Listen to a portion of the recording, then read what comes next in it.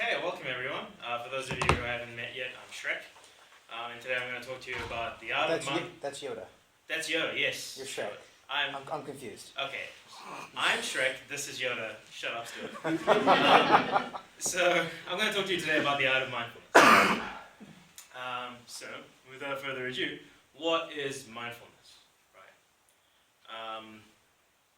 So, you've probably heard this term before, and you probably associate it with the act of meditating. And that's a correct association to make. You probably associate the term meditating with figures such as Yoda, or the Dalai Lama or Buddha, who spend a lot of their time in seclusion and in quiet contemplation. And that's also a correct association to make. Where I think, what I also think people associate with this act of meditation and these particular figures is that they are so removed from our reality, right, that they live in this world of their own where they're sitting around meditating all day, that it's so relevant to our lives, and that these practices have no relevance in a life like our own. And this is what I'd really like to elaborate on, and to show that, yes, the act of mindfulness is relevant to our lives, and that even with practicing it 10 minutes a day or so, has huge benefits to our own lifestyle and our own ability to live happy and stress-free lives. And also that the whole umbrella term of mindfulness isn't just confined to the word meditation or that practice. Right? So, who here has faced conflict? Say at the workplace, you get into an argument at work. I'm pretty sure that's something that everyone here has kind of experienced at some time in their lives, right? Who also remembers the drive home after that and thinking like, screw that guy, man. Punch him in the face next time, right? And constantly replaying that conflict in your mind as you go home, right? You look my way when you say that. Josh. Sorry, I didn't mean to. I will not punch you in the face, Josh. And so that there is stewing on something that's gone on in the past, and of course, we've all probably had the experience of being at dinner with our family or hanging out with our friends afterwards and still stewing on their conflict. Bringing it up and perhaps not being quite as present with our families and our friends as we otherwise should be, right? So this we can refer to as fixating on the past, or allowing things that have happened in the past to affect our ability to remain present, right? Then there's fear and anxiety, right? Just as another example of fixating on the future. Rewind to back when you were in college and there was 2 days left to this exam, and you're kind of hungover and you haven't really studied at all, and you're like, I'm so freaking screwed, holy crap. And it's almost as though that fear of failure manifests itself by inhibiting you from actually being able to study in the moment, right? It takes away from your ability to focus, and you end up caught in a spiral of anxiety, where you end up doing crap in the exam because you thought you were going to do crap in the exam, you get afraid, and so on and so forth. And this is fixating on some imagined reality in the future. Again, taking away from your ability to do what you need to do in the present. So going back to what mindfulness is, we can define mindfulness as the present state awareness that helps you to be non-reactive. Right? So let's go into some of the terms in psychology here that are relevant. One of them is this whole idea of rumination. We define that as compulsively focused attention on the symptoms of one's distress and the possible causes and consequences, as opposed to its solution. That really refers to that cyclical thought that we end up in when we fixate on things that aren't particularly relevant to the here and now, right? Something that happened in the past, something that might happen maybe in the future. The other one is this whole idea of reactiveness, this fight or flight response that we all have baked into each other from back when we were angry monkeys running around in the trees. And this we can define as defensive response to a perceived threat, right? We're put into a situation by some external stimulus, perhaps, by getting to an argument with someone, and we feel as though the defenses have to come up. Take the example of a conflict at work, where perhaps your managers criticize you or something, and the next time you're in a one-on-one with that manager, you feel your defenses come up and you're like, fight me, bro, right? Or similarly, that whole exam situation where you've got 2 days left and you're like, oh my god, and you feel like fleeing. Your body just tells you, I have to get out of here because this is scary and this is a perceived threat, right? So that's that fight or flight response that we built up as as a survival instinct. So going back to mindfulness in terms of these terms, what we really want to do is to be able to move past those ruminating thoughts, and for also us to be able to respond better to things that we perceive as threatened, or to just be observant of them and allow them to pass, as opposed to behave reactively. Right? So I'd like to walk you through some of the mindfulness habits that I've developed over the years. Right? The first one I'll call don't think happy thoughts, think rationally instead. So when I was in my early 20s, I suffered quite badly from depression, and ended up seeing a psychiatrist followed by a psychologist for about 3 months, right? And what he talked me through was detrimental mental habits and how we can overcome them by fostering these better mental habits. One of the ones he talked about was that when you're in this spiraling negative state, often people will advise you and say like, hey, remember that time we went on this trip, or you're successful, you've done all these things, think happy thoughts, right? And it'll make you feel better. But when we're in that negative spiral, it's just so hard to make this jump to all of a sudden want to be happy again, right? And it's really impractical advice. So the way he put it was basically, as opposed to doing that, use rationality instead. Try to look at the situation that you're in, and ask yourself, do I deserve to feel this way, right? Or does it make sense for me to feel this way? The one problem I had as a young professional suffering with depression was criticism. Criticism, sarcasm, I guess, little comments and stuff that your people senior to you would just throw out, and those would really affect me badly and send me off into these negative spirals. So one time I remember this helping me very well was, I asked a stupid question, senior throws a sarcastic quip back at me, I feel like crap. I went for a walk and talked it through, and I'm like, well, does it actually make sense for me to feel terrible about this, right? You've got someone who's responsible for coaching me in my career. I've asked them a question, however dumb it was. It's their professional obligation to respond in a constructive manner rather than make me feel bad, right? So then you can say, well, okay, no, actually, I don't feel like I deserve to feel like this. I might start feeling like this again, right? And that's just that one bump that you need to continue carrying on to being present in your day, right? Another one, and we'll see a bit more of this later when we talk about meditation, is to learn to recognize these negative thought patterns and to catch yourself, right? It's a hell of a lot easier to, when you're in a neutral state, respond better to these negative thought patterns kicking in than when you've allowed them to really screw you over, and then to try and build yourself back up, right? So learning these negative thought patterns that we can succumb to, even giving them names and things like that, is a really good way of saying like, hey, I recognize this, and I recognize that this is not such a good thing, and that this is going to make me behave aggressively towards others, and so on and so forth. So learning to recognize those thought patterns is also really important. This one is one that I picked up sort of over the years of reading a lot of articles on psychology and so on and so forth, is to expand your self-awareness by expanding your emotional vocabulary. Now this goes back to the whole idea of rationalizing around your feelings and asking yourself those questions as to how did I end up here and does it make sense? Is that it's a hell of a lot harder when you're saying, I'm depressed, I suck, this sucks, I hate this, I hate that person at work, blah, blah, blah, right? Where if you were to deconstruct those terms into things like, I feel insecure, or I feel threatened, or I feel sad, or whatever it is, it's a lot easier to go and then say, well, what is the cause and effect, and how might I address this? And to really bring yourself out of those I guess, distracted states and back into the present. This is one that my psychologist would ask me to come up with a list of. Every day, just write down something that you're thankful for, or something that you achieved, or whatever it is, and bring it to me next time you visit me. And I did this a lot while seeing him, but now it comes up every now and then. And I guess I choose to start my day with, okay, let me just list 5 things that I'm quite thankful for, right? In the context of work, you might have that one colleague or your manager, or whatever it is, that you get into these really aggressive spats with, and you're like, man, that guy's ruining everything, I hate this guy, right? But then to say, well, okay, let's step that back and think of the broader picture, right? I love the tech we're working with, it's super cool, I love the products, I'm learning so much. There's actually 2 or 3 people on my team who I really get along with, and I'm learning so much with them, I love collaborating with them, so on and so forth. We often develop a tunnel vision when it comes to negative thought patterns, right? And to really sort of look at things from a wider perspective helps us, again, to bring us back to this is the reality of our present, right? So these are all habits that I've developed in that have nothing to do with meditation. And there's a bunch of others that you can find in these mindfulness resources, including things like playing sports. Cutting a piece out of your day to say, I'm going to compartmentalize things that irritate me, such as work, for instance, and then say, okay, cool, this is me time. This is time for me along with my thoughts, so on and so forth. So it's not just restricted to this whole thing of meditation, right?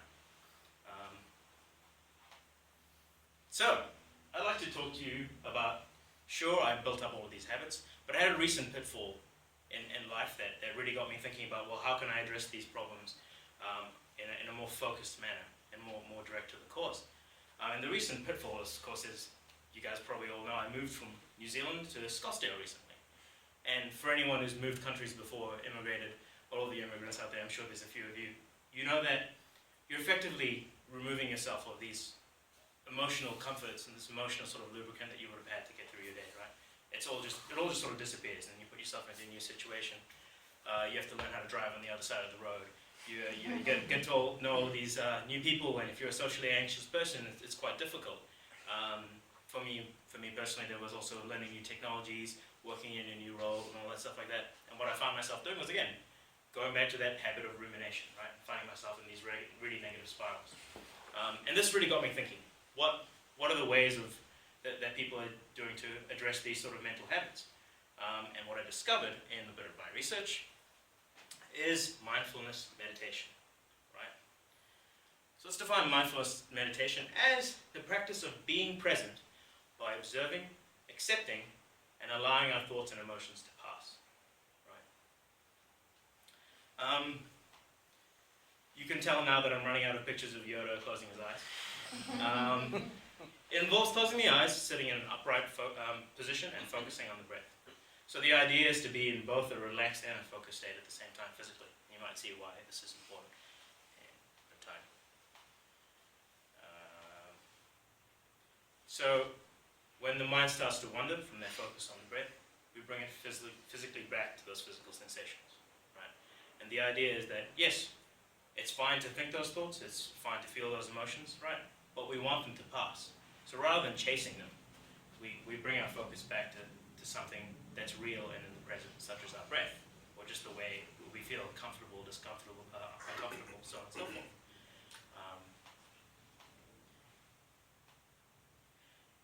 And it's very important not to judge the thoughts that happen as they come. So going back to that whole habit I brought up before of being able to catch these thought patterns that we go through and address them as they come, it's important not to sort of push them away and say like, ha, you, again, I recognize you, smack. Because that gives us a very aggressive relationship towards our own thoughts, and it's not very healthy. The whole practice of mindfulness meditation is all about bringing your mind into a natural state of rest, right? And you don't bring your mind into a natural state of rest by pushing it this way. You allow them to come, you allow them to affect you, that's perfectly fine, but then you allow them to leave as well. And this whole practice of bringing your focus back to your breath is all about doing this. So as I mentioned, by gently allowing our focus to draw back to physical sensations, the physical present, we allow those thoughts to gently pass. So one thing that was recommended to me when getting into this practice was this app called Headspace. And this app is just fantastic because it's a mindfulness meditation coach on your phone.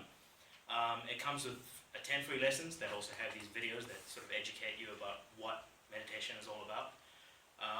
And beyond that, you can subscribe and also get these meditation tapes for specific circumstances, work, cooking, relationships, and so on and so forth. But just that first 10 free lessons were really profound for me. And of course, I'm too cheap to pay for a subscription, so hey. So what I'd like to do now is, hopefully if the audio is hooked up correctly, I'd like you to play this video from Headspace. Just make sure the audio is fine.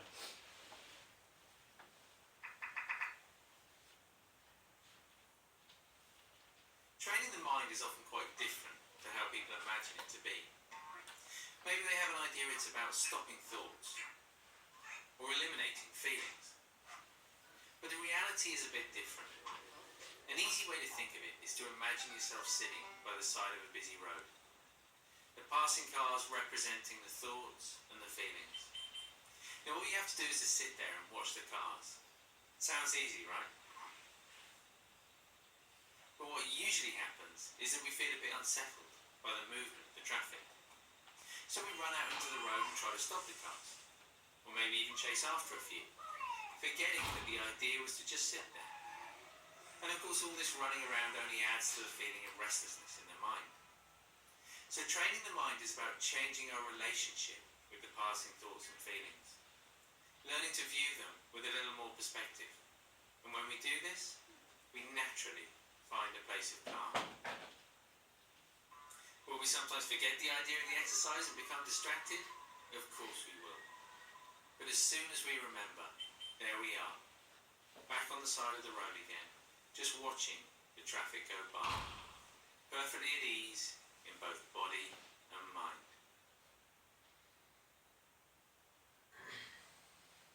Cool, so you can see a lot of those themes popping up there about being observant of your thoughts, not being judgmental of them, and just allowing them to flow by, right? And of course this is great because there's a soothing sounding English guy coaching you through meditation. It's awesome, right? And so that as a starting point for meditation for me, it was brilliant. It also keeps it very secular. I feel like a lot of the content around spirituality and meditation has this sort of spiritual vernacular that not everyone can relate to, and especially people in our field are cynical or skeptics, right? So that kind of very pragmatic lingo that he uses to explain everything really brought me into it as a skeptic myself. So if you're all ready and willing, shall we try it out? Yeah? Cool. So what I'll do is I'll just talk you through a bit of a guided meditation, we won't keep it to the sort of 10 minutes, whatever it is, we'll maybe make it 3 minutes or so, just so you can get a feel for what it's all about, right? Cool? Alright, okay. So first of all, can you all just sort of sit with your fists on your thighs, legs placed firmly on the floor, back upright, okay? And I'd like you to all start breathing. In through your nose, and out through your mouth. And again, in through your nose,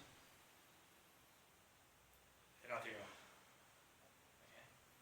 I'd like you to just do that a few times, and in your own time, over the next few breaths, to close your eyes.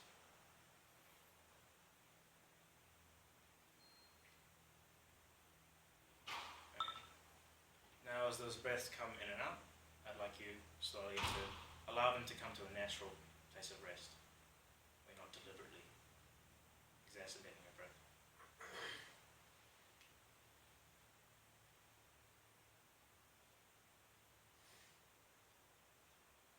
At this point, I'd like you to draw your attention to the physical sensations of your body.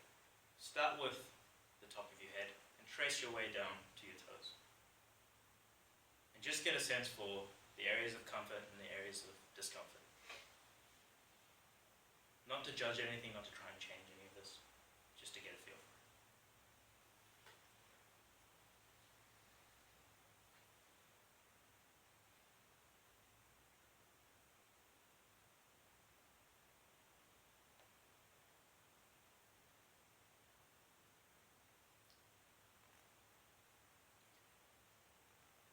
Now I'd like you to draw your attention to your breath.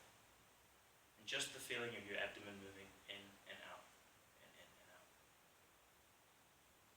Now of course, as we talked about, you'll find your thoughts wandering towards things that are going on at work, things that are going on at home, and so on. And that's perfectly fine. Just as soon as you realize you're doing that, bring that attention back to your breath.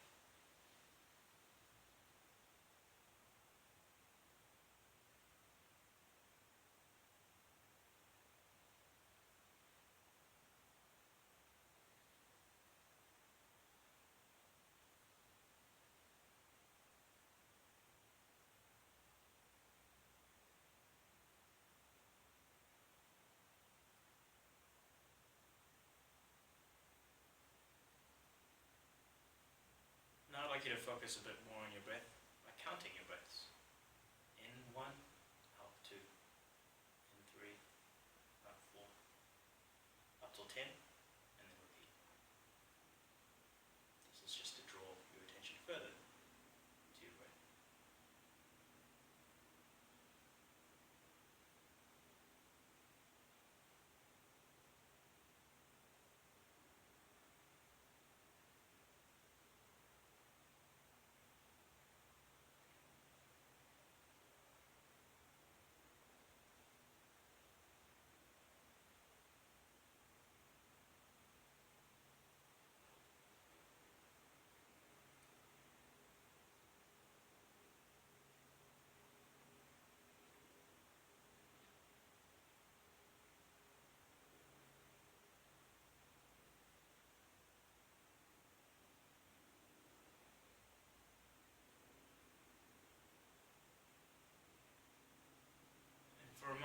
you to let your mind wander wherever it wants to go. Don't bother with the counting, just let it go where it wants to go.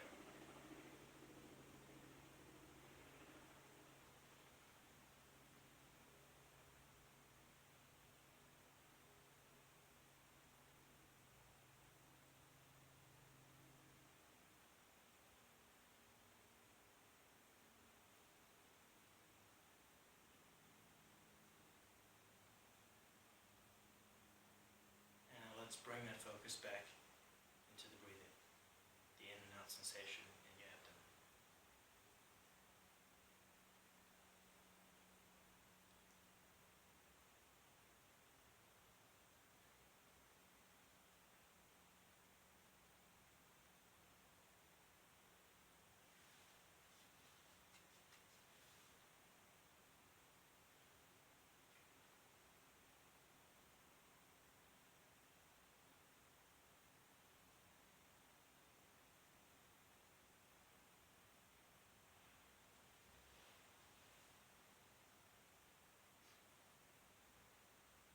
And now in your own time, I'd like you to open your eyes.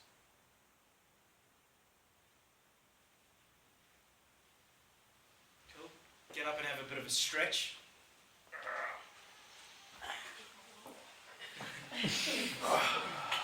Should I steal your wallet? And how did that feel? Yeah. It's a little strange with a bunch of people around you. Yeah. Yeah. Yeah. I think meditation is more a personal thing than it is a group activity, although Mhm. I think maybe you have to be a bit more mature in your ability to do it in the group. Mhm. Yeah. I felt myself distracted by thinking that people are staring at Uh-huh. me. Yeah, I see. We're all judging. We're actually the only one there. No, fair enough, fair enough. And that's an interesting one. What I do is I actually go to the nursing room upstairs, right, where there's no windows and there's just a door, and I do my meditations there. So sorry for putting you in the uncomfortable No, position. it's some feedback on Yeah, being yeah. in the group. For sure, yeah. And like you said, I guess it just depends on your level of comfort. Of course, people at monasteries and temples and stuff do it in groups. Yeah. But perhaps starting off, having us in a group might be a source of anxiety, right? And the type of thing that we're trying to allow to pass, but we're in a situation where we're like, ugh, you know. So yeah, interesting. How did others find it? Any positive feedback, in general? Yeah. So generally, I mean, even about 10 minutes of that kind of exercise at the start of your day is a great way. And I'll talk about some of the benefits that I've felt this myself right, in a moment. So how has meditation helped me? So starting with the day with it really sets the precedent for the rest of my day as to what the relationship is with my thoughts, right? Thank you. No, wrong. Thank you. So the whole idea of like, well, you know, I wake up, I'm stewing in some kind of emotional state. I don't want to get out of bed, all this stuff. To allow those thoughts to pass is a great way to start your day, and really gets you recognizing those thought patterns throughout your day on a day-to-day basis. Allow them to pass as well. For me, I found it's a fantastic way to hit the panic button, right? When something frustrates me at work, when there's a bit of conflict or whatever it is, often I find myself allowing that to dictate the way I spend the rest of my day by getting super aggressive at everyone and all that. So catching that and actually finding some time alone and doing a meditation exercise has been excellent for me to come out of that and be like, okay, well, I'm actually in a lot better of a mood now. I see things a lot more rationally, and I'm not being reactive to what just happened. I talked about this a bit before as well, is that this whole exercise is more to train yourself, train the relationship with your mind that you use in day-to-day life, right? So it's not something that's just limited or confined to this 10-minute period every morning, right? It does really train you to have a better relationship with your thoughts and to let the negative thoughts go. This is an amazing practical benefit. It's easier to fall asleep if you meditate right before you go to bed, right? You know, a lot of the reasons that people find it difficult to sleep isn't so much that they're not physically exhausted and all that stuff. It's just that their mind's wandering. Mind's in a million places, right? You could be physically tired, but have your mind mind stuck on something and just not be able to sleep, right? And this often happens to me. So doing a meditation exercise right before putting my head on the pillow has allowed me to sleep better, which is awesome practical benefit. Empathy, being more mindful of your interactions with others. Obviously meditation was derived from Buddhist philosophy, and the Buddhists saw it as an exercise in connecting your consciousness with the wider human collective consciousness, right? And thereby being able to understand others and be more connected with others. Of course, I don't really believe in that kind of thing, but the way I see it in pragmatic terms is that by understanding my own thoughts and by being more observant of what created them and allowing them to pass, I see this in others as well. And I know that if I was to behave a certain way towards someone, that they will react in this way, or that they will get belligerent and angry. And naturally, I don't want to do that. I don't consciously want to, now that I'm more aware of my own thoughts, I don't want to create these thoughts in others, right? So for me, from a practical side, it has allowed me to be a bit more empathetic, especially towards my colleagues in a new country, right? Now, that's my personal experience. There are also these scientifically proven benefits. Again, a lot of the vernacular around this whole thing is spiritual and often difficult to relate to. But new scientific evidence has shown that, these benefits that are measured, that people who are skeptical or not spiritual and so on and so forth are really able to buy into. One of them is the reduction of the stress hormone, cortisol. Right? So this is the thing that flows through your blood that causes your muscles to tense up, to make you want to flee, your heart rate to shoot up, blood pressure to increase. And the act of meditation does reduce the level of this hormone, which is fantastic. This one is profound. We just talked about how Buddhism saw meditation as an exercise in connecting with our collective consciousness. But what people have found by measuring gray matter in people who are meditating with a control group who aren't meditating is that the size of the area of your brain that's responsible for self-awareness and compassion actually increases in size, right? And they attribute that to people actually getting better at being self-aware and compassionate. This was a study done by Harvard University, I believe a couple of years ago or something. And this is another one of their findings as well, is that your gray matter changes such that there's a decrease in the size of the amygdala. Now the amygdala is the thing that triggers the fight or flight response. And so, there was always the spiritual reasoning about how we become more compassionate through meditation and how we become less aggressive through meditation. But now we're finding that actually our gray matter changes in such a way that directly correlates to being more compassionate and being less aggressive. So there's more and more of a buy-in from atheists and agnostics and people who aren't particularly spiritual because of these proven measured benefits, right? And you also have this trend over here, meditation in the corporate world. Especially, it's restarting in Silicon Valley. Now, Silicon Valley has its roots in hippie culture. They kind of led the way in terms of not wearing collared shirts to work and wearing shorts and sandals instead, and having flat structures and all that stuff. And this is all very hippie culture stuff that's made it into the corporate world in Silicon Valley. And a newer trend that they're starting up is meditation. Google, for instance, one of its employees started this big trend within Google where they've got guided meditation classes, they have quiet rooms to go and meditate, and there's also a conference now called Wisdom 2.0 in San Francisco, which is corny as hell, but it is to do with, I guess, tech professionals who have gotten and bought into this whole mindfulness trend, and they talk about the sort of benefits to introducing it into your company and so on and so forth. This whole trend has started up this very cynical reaction from Buddhists, because with Buddhists they see capitalism, for instance, and the pursuit of success as an anti-pattern towards achieving world peace.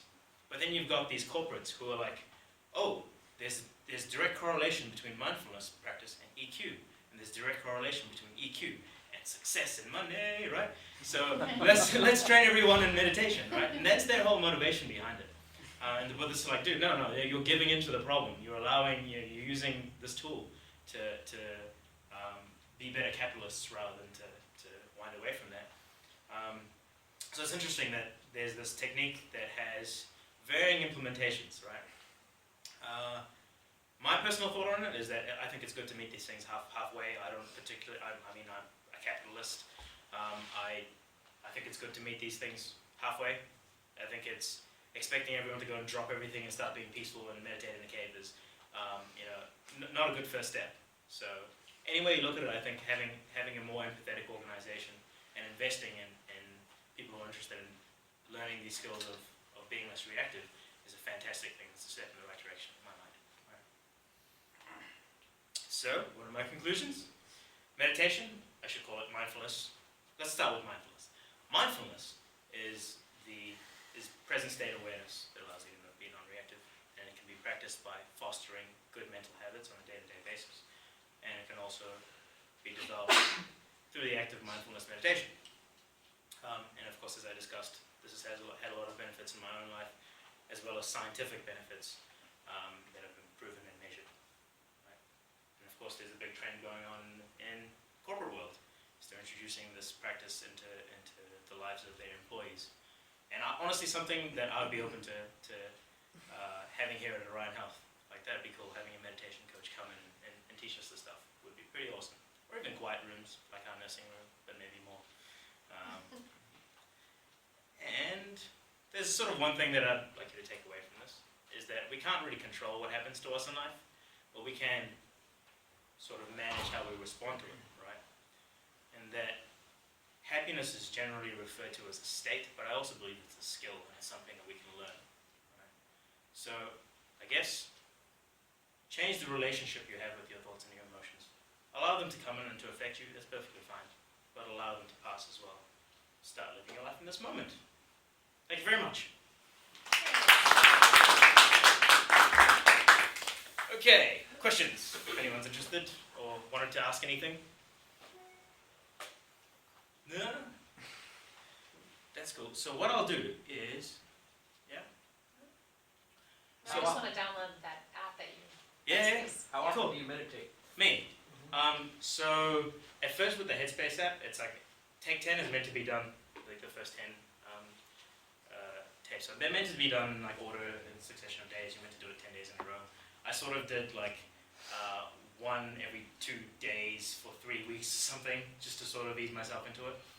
When I really started to see the benefits of it, especially hitting that panic button, it became a daily habit. When I was traveling, actually, this is an interesting anecdote. When I was traveling, I faced a situation. Whenever I travel, I try to develop one skill or something. Last time I traveled, it was talking to everyone. I had this huge anxiety about just talking to people. So I was like, screw it, I'm going to talk to everyone. And it sort of snowballed, and I got better at talking to random people. This time it was meditation. I was like, well, some stressful stuff can happen when you're traveling, right? And also, your mind can wander, and you're maybe not enjoying the act of traveling as much as you should, right? It doesn't only apply to negative things. You might be stuck on something else and not enjoying Hong Kong, where I was, right? So I start my day every morning with just a meditation. And I found it really beneficial to this one situation where I had tried to withdraw money from my card, got rejected, realized that I didn't inform my bank that I had traveled to Hong Kong. So I was like cashless in another country. Didn't have money to catch the train to go back to my apartment, right? And like, the panic just set in, right? And then having developed that relationship with my thoughts where I was just like, hey, okay, wait, no, this is fine. I can just put this aside. What can I do now? Well, I'm not going to die. My friend's house is 16 minutes away by walk. That's fine. I don't have to panic. I'm going to walk home. And then to, at that point, say, okay, the next morning, do another meditation and say, well, okay, well, what options do I have, right? Well, my friend's here. He's going to take care of me. He's not going to let me die, so that's fine. Then there's, how can I contact my bank? I've got Skype credit in US dollars. I can call a toll-free number. Boom, boom, boom. Everything sorts itself out. And just to be more rational was a huge benefit that I saw of it, right? When I started to do it every day. And especially, like I mentioned, to use it as the panic button. To be like, okay, cool, well, obviously I'm going to do some stupid shit right now, so I'm going to stop everything and I'm going to sit down and mend that relationship with my thoughts before I start making decisions. Right? Anything else? Cool, well, this is a very incomplete slide of mine, but it talks about how we can get started. What I'll do is I'll actually update this before I send it out, because there's clearly not anything very useful on this at the moment. First is a podcast by this dude called Tim Ferriss, who is a big sort of personal development blogger. This is the 4-hour work week guy. That's the guy, yeah, He's 4 hour. got advice on everything. Yeah. Lose Yeah, weight literally and everything. I mean, Everything, yeah. He's like, Yeah, absolutely. He's one of those, yeah. yeah. That's how he makes a living. There's also the Headspace app, which I'll link in. And other books and things that I think are useful. There's Eckhart Tolle, he wrote a book that he's a very spiritual guy, but again talks in very pragmatic terms, and it's converted a lot of skeptics. And you've even got like people like, what's his face, Sam Harris, who's like a militant atheist who got really into spirituality and studied with a lot of the meditation gurus, and really looked into the neuroscience aspect of it, again to convert a lot of these skeptics who look at it and think like, oh no, that's just hippie BS, right? So what I'll do is I'll just flesh this out and I'll link it all out to you guys. Cool. Yeah, All right. thank you. Thank you so much. Thank you, Shrek. No problem.